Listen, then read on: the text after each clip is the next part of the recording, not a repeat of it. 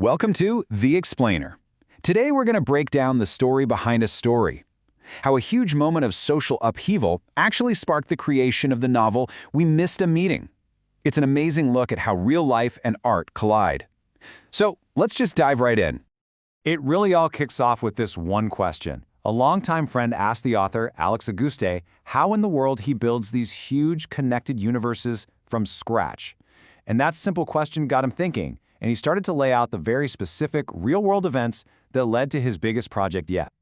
You know, to really get what We Missed a Meeting is all about, we have to go back.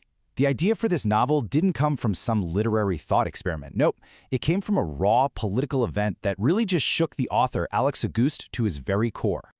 So picture this. It's 2014. The place is Ferguson, Missouri. After Michael Brown was killed, the city just exploded.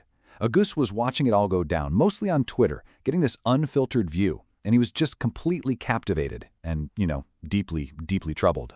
And this quote right here, this gets to the heart of the conflict he was feeling. Seeing those riots wasn't just about what was happening in that moment. For him, it felt like a total betrayal of everything he'd been taught, this idea that America was somehow post-racial.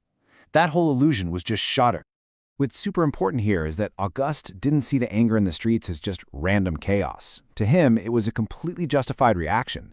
You don't get that level of rage over a simple disagreement. No, this was a response to an entire system kicking into gear to protect itself and dodge any real accountability for a murder.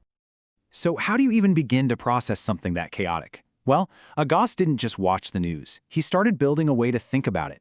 He filtered everything through three really important questions that would basically become the blueprint for this whole project. First up, the most immediate question you can ask. What is actually happening? Forget the news reports for a second. What was going on the ground in Ferguson? What was this event at its very essence? Then the second question kind of zoomed out. He started looking past the event itself and at everyone watching. He asked, what is this crisis showing us about ourselves? What kind of people, what kind of society are we turning into because of this? And finally, he asked the big one, the really tough one. This wasn't just about one incident in 2014. How did we as a country end up in a moment that felt so much like the civil rights era, especially with a black president in the White House? Now, his answer to that second question, who are we becoming, was incredibly telling. As he watched, Auguste saw American society basically splintering into three totally different camps right in front of his eyes. He broke it down like this. First, you had the unified front.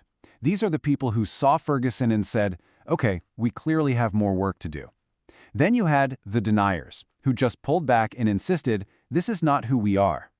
And finally, you had the unaware, a group so insulated by privilege, they could genuinely ask, wait, what are you guys even talking about? But it was that third question, how did we get here, that led him to this really chilling theory. And that theory would become the entire foundation for his novel. He started connecting the dots backward. He saw Barack Obama's election in 2008 not just as this historic moment, but as a trigger that set off this quiet, coordinated effort among far-right groups to consolidate power. He felt that the tension brewing on the ground was all part of a deliberate plan, leading straight to the explosion in Ferguson and, well, the political landscape we saw after. And this feeling just boiled down to this one powerful, kind of haunting thought. It felt like an agenda had been set. Votes were taken, a plan was put in motion. It was like there was a meeting somewhere, and a whole lot of us just weren't invited. So what do you do with a theory like that? He could have written an essay or some nonfiction book, but instead, he decided that the best, most powerful way to dig into these ideas, especially the human side of it all, was through a story, through fiction. So he set himself a pretty unique challenge as a writer. This story wasn't going to be all about the plot twists. Instead, the whole point of the narrative, the whole engine, was to explore that second question. Who do we become? How do we change when we're under this kind of immense, reality-bending pressure? He also wanted to totally flip the script on the reader's experience. He pointed out that in so much of the fiction we know, from Lord of the Rings to Game of Thrones, the white experience is the default. It's the center. He wanted to build a world where, for a lot of readers, they would be on the outside looking in for the first time, in a story where they literally aren't a factor. So we took this really complex political theory and boiled it down into this incredibly stark, high-concept idea. The story starts out simple enough. A black man, and his name is pointedly Richard Ferguson, wakes up. He tries to have a normal day, but then he discovers something staggering. In this new world, the only people left are the ones who have historically been pushed to the margins or colonized, specifically people from the African diaspora and indigenous peoples from all over the world. Everyone else? They're just gone. When you look at the whole journey, from the streets of Ferguson to the pages of We Missed a Meeting, it's really this incredible testament to what art can do. It proves that art isn't just a mirror of our world, it's a place where we can face our biggest fears and maybe start asking the questions we're all a little too afraid to say out loud.